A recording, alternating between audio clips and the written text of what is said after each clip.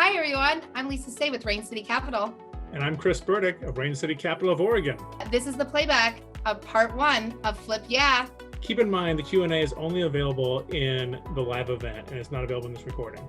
If you're interested in attending a live event, follow us on social media. And here's the recording. Enjoy. So the class today is called Flip Yeah. This is a 2-part class we're doing for the summer. It's kind of fun. We're doing so each phase in the house flipping. So Lesa and I have led panels before in classes in the last 6 months, done a ton of things together. It's been really fun. But just getting into the nuts and bolts of flipping homes seems to be the most popular topic that people want to hear more about. Absolutely. That's right. This class actually stemmed from a suggestion from a follower in a previous class. They asked to dive in a little bit more. So today we're talking about finding the deal and fixing it up. So look forward to it. Chris? Yeah, guys. So find the deal and financing it. So getting those two components. And to help us out, we've got 2 awesome guests here that have done a ton of flips. They got lots of experience. If you guys kind of their experience and expertise on that. I am going to start by introducing my very good friend and client, Kayla Klink. She got into real estate in 2018, bought her first property. That was in Washington, right? Originally? Yep, that was in Washington. So Kayla and Danny started the flipping business really on their own just last year. They've been working with another company before that, but they went out on their own last year, done a ton of deals with us. And she actually has 6 active flips going right now as we speak. Yes. I don't recommend that. You're doing but great. Yes, we have 6. All right, Lesa. Yep, and I'm going to introduce Megan Wilaby. She's an awesome individual, has many years of experience with real estate. She's had over 60 transactions in 2 years. She's really known for her expertise of finding a deal, analyzing a deal. She was recently honored for her investment property specialist award in 2020. Besides just being an amazing powerhouse individual with fixing and flipping and burring, she's a great woman, mother, and just I'm excited to have her on again. And you guys can definitely learn a lot from both of these women. So thank you so much for coming and being a part of this. How this is going to work is Chris and I are going to ask you lots of questions back and forth about flipping, your experience. We're going to focus on the finding and financing of the deals. Then at the very end, we're then going to do the case studies so you guys can see some of their amazing work.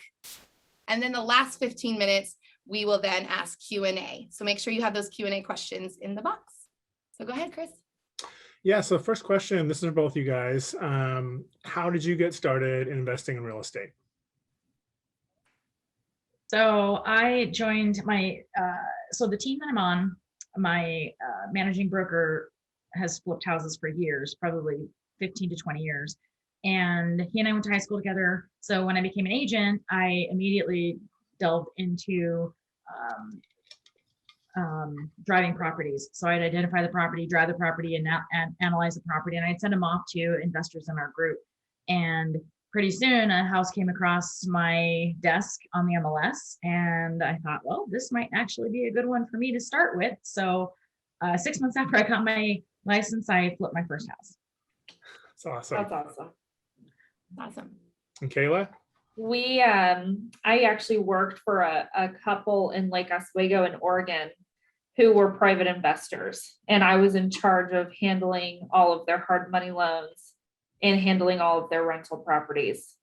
And so I actually left there to take over our family business, which was not real estate related at all. But I loved doing everything that we did for that couple in Lake Oswego, and I loved the real estate stuff. And so I started just on the side. We started flipping with you guys, with Rain City. Nice. Oh, yes. So could you guys both share, how are you finding your deals? Whoever wants to go first. Megan, do you want to go first? Sure. Okay. So I find most of my deals on the MLS. Because I'm a licensed agent, I really try to gain the commission on the purchase side. And then of course I list my own properties. And but the MLS is great because I can look for a lot of history at the houses. Sometimes they've sold 3 or 4 or 5 different times over the last 10 years. I might be able to read the agent remarks on the MLS to find out if there's anything special that's been done to the house. So that gives me a little more insight on, oh, well, how old is the roof? I don't have to replace the roof if I know it's 10 years old. So the MLS is one of the favorite places for me to look. Awesome. We do the MLS too. We tried the wholesaler stuff and it didn't work for us. And with the MLS, we have agents that kind of specialize in the flipping type world. And so we were able to find everything that we have basically through the MLS. And I agree with Megan, you can just find so much more information on these houses, and you have more time to do some extra due diligence if it's on the MLS too, I think. I agree. Have you guys ever purchased not on the MLS? What other ways have you done besides? I know that's how you mostly do it, but other ways besides MLS? I think that once our name started getting out there, we started having agents throw us some properties. We're buying one right now for 80 grand. That's actually really worth, even though it's in bad condition, it's worth about 115, but the owners don't want to deal with it. They just want to get rid of it. So I think that once you kind of start building up a reputation, people are just like, hey, maybe they can help us out and get rid of this. We did do one wholesale deal and it was not super great. So I will stick to the MLS or stick to those personal referrals of, hey, I know this person that has a house. So I've gotten some personal referrals as well. We have a bunch of agents in the office and sometimes I'll come across properties that just really should go private party, and some of the online auctions. So I don't like to go to the courthouse and put bids in with other people. I like the online auctions. Usually there's not a premium, buyer's premium. They've been sitting for a long time. Sometimes they're manufactured homes, which are great. Sometimes they're little 1-bed, 1-bath homes that have been listed for a really long time, and no other investor would ever consider touching them, but I'll take it. Yeah. Nice. Yeah, perfect. Thanks. So when you guys are searching the MLS, or your realtors are searching for MLS, whoever you have people finding you deals, like what do you guys look for in a deal? And also a complimentary question, what's kind of a deal breaker for you where you're like, nope, we're out? So tell us those 2 things. Megan, you want to go? Oh, sure. Okay, so I should guide that next time. Sorry, guys.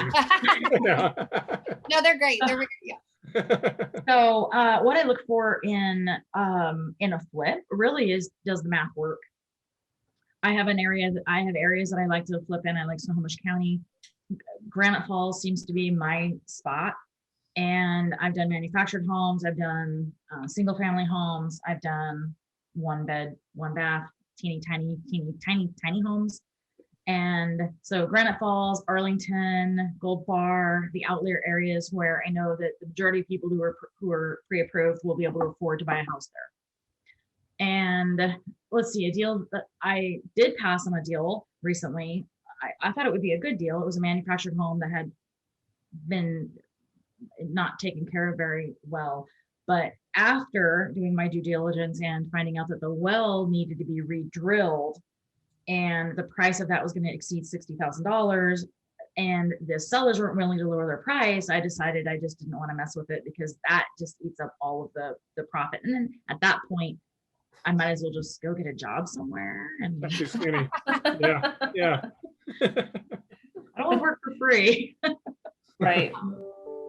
Yeah, I mean, to be honestly just black and white, if the numbers don't work, then that's all I look for. I don't have specifications as to, I'm going to buy this certain type of house. I'll buy anything because you can do whatever you want to a house. But if the numbers don't work, then it doesn't work. And deal breakers, really kind of like Megan said, like that well thing is super specific. Does that mean that you might not buy another house that needs well work? No, because if the numbers work, then you'll do it. But you know, it just comes down to that same, I hate to be so black and white, but the numbers have to work. And I mean, that's it. Yeah.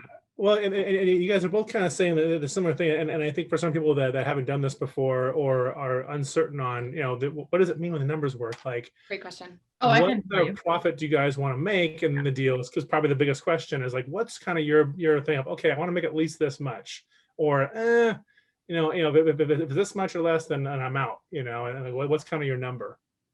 I feel like So- it depends on the deal. Mhm.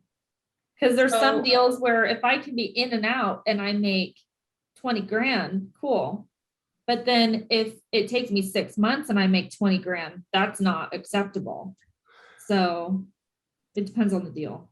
Right. So I have, I can't follow this formula too much anymore because housing prices have gone up, but I loved purchasing in 150 to 160,000 range, putting 50 to 60,000 into it and then selling it with a 3 in front of it. Now what I'm finding is I have to be purchasing with a 2 in front of it. I still can put the $50,000 or $60,000 into it, but now I'm selling it with a 4 in front.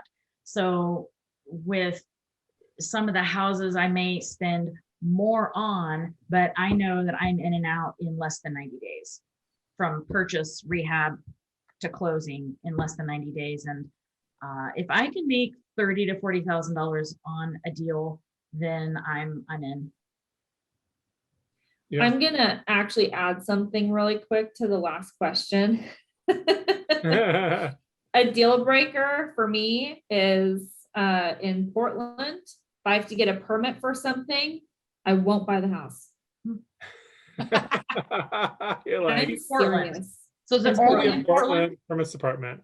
Yeah, So I've long. dealt with Clackamas County. I've dealt with Washington County. If I have to get a permit in Multnomah County, I Yeah. don't care if you tell me I can make 200 grand off that house, I will not buy it. So I won't do it with the city of Everett jurisdiction. Will not pull a permit. They require full drawings on houses for non-load bearing walls. They Yep. want nail schedules for Yeah. framing. And I won't do it anymore. And plus it's they're the building department. So they're electrical, they're plumbing, they're everything. If I can be in Everett and separate it, or I pull a permit for L&I, which is electrical work, and I don't have to pull a permit for something else, then that's more appealing to me. But city of Everett, I won't do it. Yeah, it's not worth it.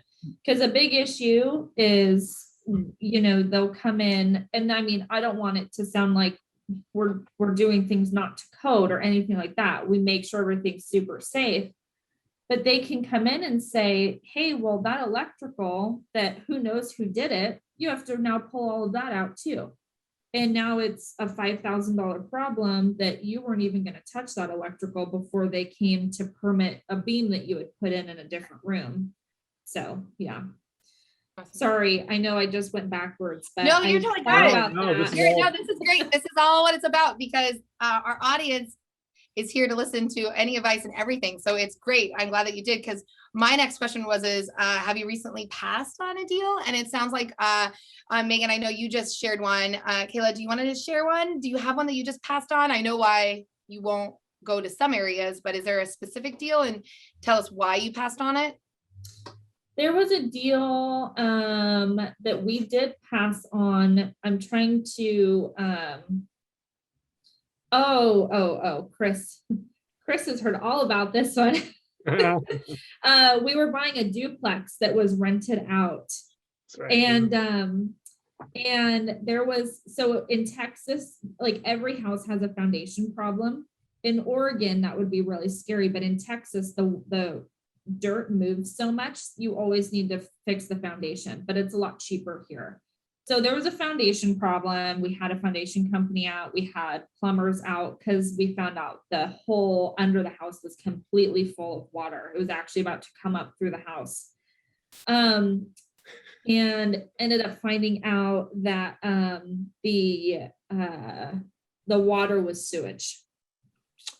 the sewer pipe had burst, and went to the seller. I had 4 different plumbing companies that gave us bids and had pictures and everything, because he already wasn't happy about a couple of the things we wanted them to bring the price down on. So we wanted to really show, like, we're not making this up.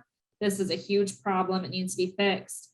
And he said, I'll take $1,000 off. The cheapest quote I had was 20 grand. And he said, I'll take $1,000 off. So we obviously walked away from that deal. I later found out we still have our homes inspected, even though they're usually like falling apart. We still have them inspected. I found out later from the inspector, there was actually little kids living in one side of it. So we wish we had gone with that deal, even though we would have lost money, because I felt so sad. But he ended up saying, I'm not fixing it. I'm going to just take it off the market. Wow. And he took it off the market. So that's the most recent one that I can think of. Right. It's important because a lot of people are like, how do you find deals? How do you find deals? But it's also important to understand, like, when you need to say no and walk away, Right. and it's not going to be profitable. And Yeah. that sometimes is hard when people are eager to find something, or they want something, or they want their crew to be employed. That, Right. you gotta find a good deal to make sure that you're profitable and you can. If you're having to take a lot of time to figure out how to make the deal work, it's not a good deal. Right. Perfect. Absolutely. Yep. 100%. Chris, you got the next question? Yeah. So kind of summing this up, and I'll talk about as far as finding the deals, what would be your best piece of advice for new investors looking for deals in this market? Start with Kayla this time. Okay, let me think about how to answer that, because I know the market is it's crazy everywhere right now. This will sound so cliche, but I would say don't give up, because I think we probably put 25 to 30 offers last year. Before, like, we didn't have any houses and we kept trying to get one. And I seriously am not exaggerating. I think we put 25 to 30 offers on houses before we finally got one. So just keep looking. Don't be afraid of the MLS. And I would also say, don't always be afraid of the price of the house, because you can ask for inspection periods and go get quotes and ask for some money off if you have some good bids from licensed companies. Good advice. 100%. Megan?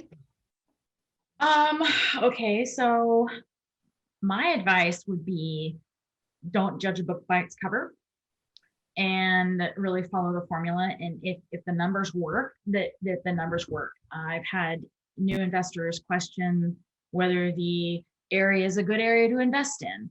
I've had new investors look at something like mold or urine in the carpets and say, oh, I would never want to live in this house, so I'm never going to buy this house and fix it up, because I would never want to live here. And you're not living there. You're just going to sell it and somebody else will live there. And so don't be afraid of the house, because all houses started with a foundation. Then they had studs and walls put in, then they had plumbing put in, and they had electrical put in. Everything can be fixed. They can all be fixed. So don't be afraid of that. Oh, you can do whatever you want to a house. Right. Yes, absolutely. That's great. Thank you, guys. Talking about financing. So what do you guys look for when it comes to financing? Like, are you doing this cash, or what are you doing as far as financing? Megan, do you want to go first? Mm-hmm.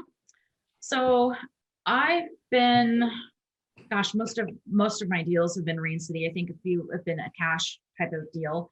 But when I started with Rain City, I really had to prove myself, and I had to establish a relationship with them. So with you guys, and right now it's easy. I just send the deal over to Lesa. She says, yeah, that looks great. We trust you, even though it's kind of like out there. And so it's the first can be more expensive, pay a few more points, maybe higher interest rate, have a more down payment, but doing more and more and more, the money right now for me is really cheap. And I wouldn't think, even if I had the cash to do a deal, I would want to take that cash and do 4 deals or 5 deals or 6 deals, because Right. it doesn't cost very much. And plus they're moving so quickly. You know, again, I'm under 90 days in a lot of my projects right now, from purchase to escrow, sale, money in the bank. And again, yeah, build that relationship, stick with the company for a long time, long term, and you'll get what you want. You'll be a good team. Absolutely great. That's awesome. Thanks. Kayla, do you want to talk about how you finance? What do you look for? Tell us Yeah. what you do. Yeah, so we obviously use Rain City, and for our hard money, same thing as Megan said, you have to build the relationship. You know, you're not going to walk in and get the best rate and the best deal, but I mean, everybody starts somewhere. And so you have to prove that you know what you're doing and you're able to do it. But I do appreciate and I can contest that Rain City really does work with you and wants to build that relationship. And if you can prove yourself, then Rain City will help you guys get your deals going. So I will also say, like, if you can go conventional with a normal lender, go conventional. I don't really think that you guys would argue that, but the beauty of hard money is a lot of the houses we're buying, a conventional lender is not going to touch it. Yeah. So, you know, I mean, they are like, they run away crying. So you get your hard money loan, you get the house, you fix it up. And if you sell it, great. If you refinance it to rent it, great. I don't think I can't imagine the situation I would have to be in to buy a house cash and pay for it cash. Just because, like Megan said, I mean, I can buy this one house cash, or I can finance 6 deals with Rain City. And, you know, I mean, so I seriously cannot even imagine like why I would ever pay full cash for a house and a renovation. So. Absolutely. Right. Thank you for sharing. Thanks, guys. Chris. Yeah. So next question. So yeah, I think we kind of touched on this a little bit. What types of financing have you guys used for your deals in terms of conventional versus unconventional? I think Kayla, you just touched on it, like you know, go conventional when you can. But I mean, like you know, talked about. I mean, conventional is probably not going to want to loop in renovation costs and loop in those other things that we do. That's just not their jam and how they operate. Like conventional is like, you know, you're going to get your low rate and low fees, but it's very much, this is the box and there's no going outside the box. Like that's it. Right. Like I have an example is we are buying a house right now that is rented out. A lot of houses in Texas have 2-year leases. They just signed this lease. So it's not going to be up for 20 months or something like that.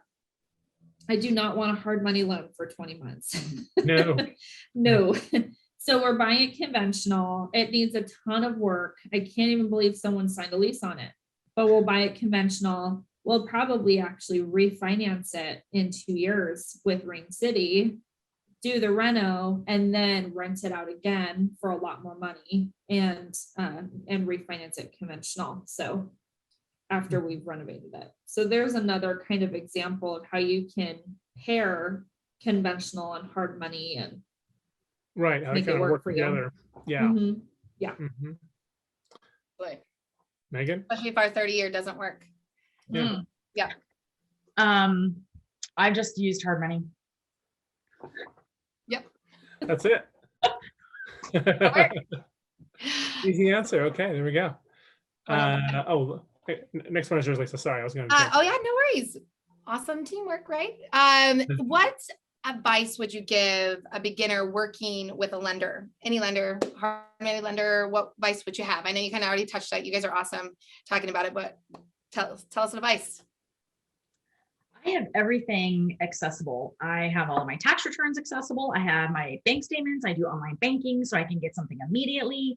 Be very, very, very organized. I have an LLC that I flip with. I don't use that company for anything else. I own rental houses. That's under a different company. When I do my real estate, that's under a different company. I don't keep things convoluted. Everything is black and white and very dry and easy. So somebody says I need something in 10 minutes, I can get it to them in 3. Yeah. Love it. Love that advice. Yep. Hey guys, I'm sorry. Because it came from the audience, it said when you guys search the MLS, and this is interesting actually. I thought about this before. What parameters do you put in to search the MLS, and how do you say, oh, I use the MLS, but what does it look like? You set up your search for certain things, or is it more like you're combing through a million things? Like, how do you set up your search and fit this criteria of the, are you looking for like, set it up for like long days on market or certain price points, or what, how do you do it? I know that we've done it where there's a certain days on market. And then we also have a like price range. So sometimes there's stuff in there that's totally not a flip, but, and it's already been redone and it just happens to fall in that price range, but, it's more work. You're not going to just like get on there and find a deal. It's a lot more work and you have to sort through a lot more houses. It might be easier for Megan since you're actually a real estate agent. But yeah, I mean, I'll be like pulling my hair out on Redfin, so frustrated because I can't get my search parameters right. But no, I will search by county oftentimes, and then I will do a certain price range between X amount and this amount, make sure I have it for just houses because lots always come up. And then I just start going through and looking. So, and it's also nice when you do that because then you're kind of like, okay, well, this house is selling for 150 and it needs a ton of work, but there's a house 3 doors down that's all redone that's selling for 200. So I can already tell this area might not have, or this house doesn't have enough room. If you have it where you're setting it so you can see all the houses in that area. Right. I don't know if I answered that question. No, you I did. tried. No, it was great. Yeah. You did. Great. Yeah. Absolutely. Megan, do you want to touch bases on that? Do you want to add anything to that as well? Yeah, so I used, when there were a lot more houses on the market, I used to say, at least 2 bedrooms, 1 bath, over 1,000 square feet, garage or a certain lot size. Now I don't have any parameters set, just the price. So I think I just changed it this morning to go up to 400,000 because I'm just seeing the same houses come on over and over and over again. And I know that one house that comes on, there's going to be 20 people trying to find it or fight over it. So now I just set it for a price, max price, and it'll be in a county. And some of the cities I'll exclude if I don't have contractors that'll work up there, or that I don't have, see people that I know that can travel up there to do the work. I am willing to go there. Absolutely. Great. I do actually see another question or a comment that's cash is king. I would love to actually touch bases on this because both of you use hard money. And I know from experience, cash is king, yes, but hard money is also looked as like the next best thing or even better than cash. So could you just elaborate on, do you have any problems when you put in offers and it's not cash and it's hard money? What has your experience been like for that? No I've problem. not had any issues. I think I had one agent one time and she literally didn't understand what hard money was. I mean, she kept arguing with our agent. There's no furnace. It won't go for a loan. And we're just like, oh my gosh, Google it. Literally go Google what hard money is. It's not, so, but no, that was the only time I can think of. When I actually saw that cash is king comment, and what I was thinking when that person said that is cash is king and cash is kind of power. And I think having hard money loans lets you keep that power because I don't have to go put 300 grand out of my bank account on a house. I can put whatever my down payment has to be with you guys. And I still have 250 grand sitting in the bank so that I can go get, anywhere from 3 to 10 more deals, depending on the purchase price. So yeah, I think that Rain City helps you keep that cash power in your bank account because you're not having to go spend all of your money. Leveraging your money. Absolutely. Very wise. 100%. Well, perfect. Well, thank you guys for, we answered a lot of questions, and I'm sure people are like, okay, let's see what they've done.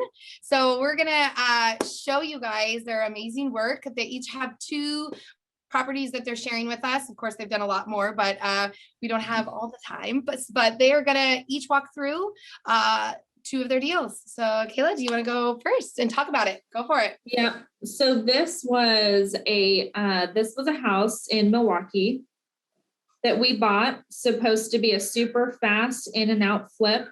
And it basically got condemned by the county after we bought it, and we had to tear it down. So we had to work really hard to show Rain City that the numbers worked. We had to work hard on finding really good deals on the finish stuff. So flooring, tile, vanities, things like that. Because it was not in the plans to have to tear down the house and completely rebuild a new house. But that is what this was. This was an MLS deal. A bunch of investors walked through it, and they didn't really have a vision because it was a tiny little 2-bed, 1-bath house. It was 528 square feet. We had actually planned on putting a loft up in the attic. Obviously that didn't happen because it got condemned. But I think this is a good example because, I mean, there was probably 50 or 60 other investors that walked through this house. They walked through and walked right back out. And they did not see, and the reason it got condemned is it wasn't something anyone could have seen, but no one felt like you could profit on this little tiny house. If we had not had to tear it down, there was actually a house around just around the corner that was this same spec. I think it was maybe 20 square feet bigger, that was bought in terrible shape for $30,000 more than we bought this one. And it sold, I actually chatted with the guy, I think that they made like 50 grand off of this house in a 40-day flip. So I'm kind of getting a little bit off topic, I'm sorry. But my main point is we saw the vision and we were able to come up with some cute, special, fun ideas, like putting the loft up there in the attic. Even though we didn't get to do that, we still made a good amount of money off of the new builds. But it was cool to see the one around the corner that was super successful and it sold fast and all that. So that's awesome. Perfect. Adeline, you want to click? Awesome. This was a house in Northeast Portland. This was super fun. So do you guys just want me to talk about how we found it? Sure. Yeah. They were talking about finding and financing. Yes, let's do it. Yeah, both. Yep. So we found this one through the MLS. Had not been on the market very long. Same thing. We got there and there were tons of people. This was actually the beginning of COVID. So everyone was standing outside in the line. We had to wait to get in. And so that is the master bathroom that they're showing right now, which was just that sink and a toilet. There was nothing else. And so there were people, they're like, I was talking to 2 different guys when we were there and they were like, well, there's no way to make it into a 2-bath. And I'm sitting there like, well, I mean, you've got 1,800 square feet. So of course you can add a bathroom. Same thing where people just like, they see this silly little problem and they walk away and you're just like, well, you can fix that. You can totally fix that. So this is the house. It was so much fun. We did run into a few issues we weren't planning on, but overall, like it worked out. It was a super cool house. We financed this with Rain City. And we had to show, ARV, what it was going to be worth once we did the reno. Did it make sense? Yes, it did. We were able to get some money off once we started inspections. There were some issues. So we sent them over the bids and we got, I think, 30 grand off of this house. Yeah, there's not much more. I don't really know what else to say, but it was a super cute, really fun house. You did a great job. Beautiful. It was a great win. Great. Yeah. Yes, absolutely. Fun one. Thank you for sharing that. Absolutely. All right, Megan, you want to talk about yours too? Yes. So this is the barn house. This one was on the MLS, off the MLS, on the MLS, off the MLS, on the MLS, off the MLS. And the numbers just didn't work for the longest time, but it was in my cart. I kept looking at it. I ran comps. Nope, it's not going to work yet.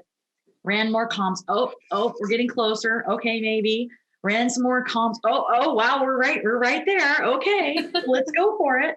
And so this is a 728 square feet, 2-bed, 1-bath house, barn house. So the bedrooms were upstairs, main living space downstairs. And it was on almost a half an acre. So you have to think that this was purchased when COVID was, the shutdown happened. People wanted to get away from other people. And just the lot alone was valuable enough to have the project work. So I sent it over to Lesa. She ran comps, and her comps actually came up higher than mine did. Yes. And I was really surprised. I thought there's just no way this little house is going to sell for so much.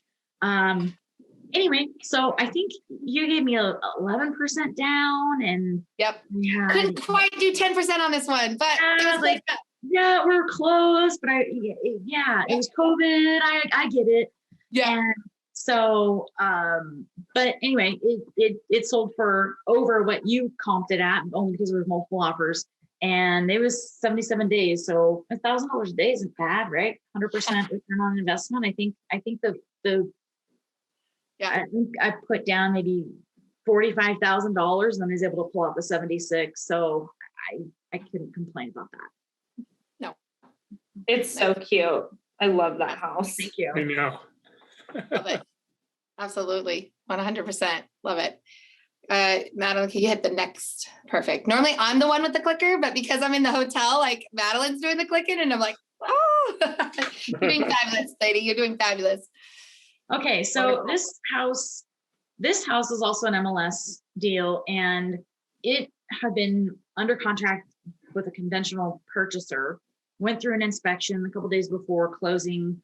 It went back on market because the buyer ended up, I don't know, racking up a credit card to buy furniture or something like that. Mistakes people make all the time, but this happened to this guy, and they had to back out. So it came on, and I called the agent. I go, okay, this is a great house. I want to take a look at it. And after I take a look at it, I'm going to be putting an offer in. And she says, great, send it over. So this one didn't need a lot of work. There was nothing structural that needed it to happen. It just really needed to be cleaned up. There were some really great solid core 6-panel doors. A few of them were missing, so I ordered others and just made 2 sinks in the bathroom. And so just really simple fixes, but it ended up being a really good project. And it's one of the quickest that I've done, 72 days. And it just closed July 1st. So I think we did 8% down on this one, or 10% down, or I think it's like 10% down or interest. I forget the numbers. I'm like, yeah, that's a great deal. Let's just do it. And so one of the things, the last couple of deals I've done is these houses, sometimes they have these homeowner special carports. And with the price of lumber being so expensive, I've been able to take these carports down and use the wood for framing, either on other projects. This one happened to have a bedroom upstairs that needed a closet framed to make it a 3rd bedroom. And so the framing material that came out of this carport, we actually were able to reuse in the house, and that helped to save money. Yep. We just started doing that too, reusing the wood that we're taking out of walls and stuff. Yep. That's funny. I think that's amazing you guys do that. I mean, like when you pull this out, I mean, the wood's in good shape and you can use it again and it's fine. Yep. I mean, not 100% of the time. But we just took, like there was a house that we bought that had all these separated rooms. It was awful. We took out all of the walls, and we had, I mean, honestly, if we had gone to Home Depot to buy that lumber, it probably would have been $6 or $7 grand right now, just with how expensive things are. Yeah. So, and we're using it to fix the we're using it to fix a different, totally separate house. So, Awesome. or not fix, but add rooms to a different house. Yeah, Love and so you don't have to pay the dunnage fees to get rid of the wood, and you have to just pound some nails back in. Maybe you don't have to pull them all out, but they can definitely be used. And drywall Yep. is up a lot of stuff. Pro That's tip. Yeah. Love it. Caulk and Resourceful. drywall. Yes, yes, absolutely. Chris, do you have any thing that you'd like to add? I'm just going to add that heads up, you guys, registration is open for part 2 of this class. Flip, yeah, part 2. It's coming up next month. We're going to do, this is going to be more about the fixing and the renovating, I should say, and then the exit strategy, like whether you're going to be selling that property, how to position that for sale, Yep. how to get that sold and navigate that. And then also if you want to keep it as a rental and what that looks like, as far as either you go a conventional rental loan or you do, a 30-year fix with Rain City. At this point, I'm gonna give that 10-second plug and say we do have a 30-year program, and our 30-year rates just went down in the rate structure. There is a floor of 3.75, which is awesome because now we're competing with conventional loans. So that's an option if you have properties, you guys, that you want to keep as a rental after you've fixed it up. You don't want to let it go and sell it. You want to have that residual income. We do have a loan program for long-term hold. And it's great for if you, like, say, you don't qualify for a conventional loan, like you don't have the debt income ratios or tax return issue, or maybe it's ability to repay without having somebody pay rent on your mortgage. All those things. Anyways, the 30-year program can be a great option. Absolutely. And if you guys liked this Zoom call, you can follow Chris and I on social media. We'll have that up. And thanks again so much for coming, ladies. Thank you. And Thank you. look forward to, we definitely will be talking to you guys. Thanks, guys. It was Bye, awesome. guys. Thank you. Bye. Thanks so much to our guests, Megan Wilaby and Kayla Klink. And keep in mind that Rain City Capital loans are for non-owner occupied properties only. And of course, rates and terms apply. If you have any questions for Chris and I, please reach out. Would love to stay connected. That's it. Thanks for watching.